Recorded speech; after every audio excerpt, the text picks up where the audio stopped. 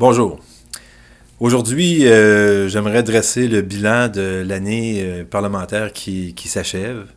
Euh, Tout d'abord, vous dire que le Parti libéral, avec l'appui de la CAQ fréquemment, a été égal à lui-même.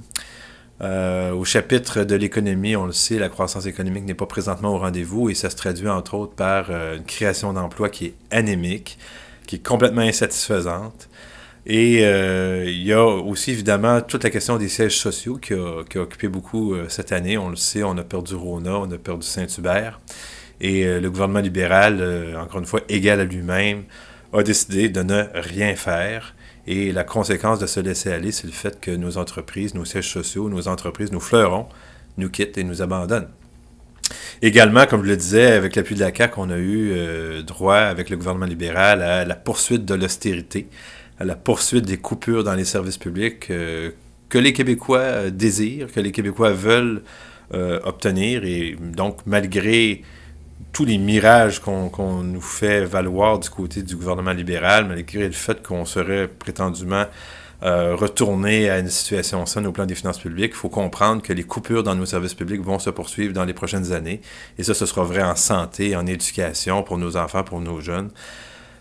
Donc, situation qui n'est pas en voie de s'améliorer. Également, vous le savez, le gouvernement libéral a été encore une fois pris dans des problèmes éthiques. Il faut voir que le gouvernement Couillard et puis le gouvernement Charest, c'est la même chose quand on parle d'éthique. Ce sont des gouvernements dans lesquels on voit l'État comme un grand plat à bonbons dans lequel les ministres, les députés, les contributeurs peuvent se servir comme si de rien n'était.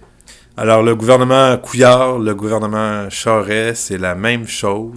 Rien n'a changé au Parti libéral et tant et aussi longtemps que ce parti n'aura pas changé sa culture. On va continuer à vivre au Québec des problèmes éthiques importants, des problèmes, des scandales, des problèmes de corruption.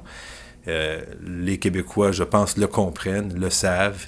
Et d'ailleurs, les taux d'insatisfaction à l'endroit du gouvernement le démontrent très bien. Deux bons coups que nous avons réussi de notre côté au Parti québécois. Outre le fait que le Parti québécois a dénoncé vigoureusement l'action incroyablement mauvaise du Parti libéral dans la dernière année, le Parti québécois aussi a obtenu des gains, a réussi à changer les choses, entre autres sur le projet de loi 59, le projet de loi sur les discours haineux, projet de loi qui n'avait aucun sens et que nous avons réussi, grâce au travail d'Agnès Maltais, à faire retirer.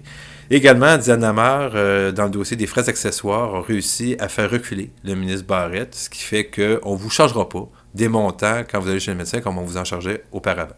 Alors, deux gains du Parti québécois. Merci.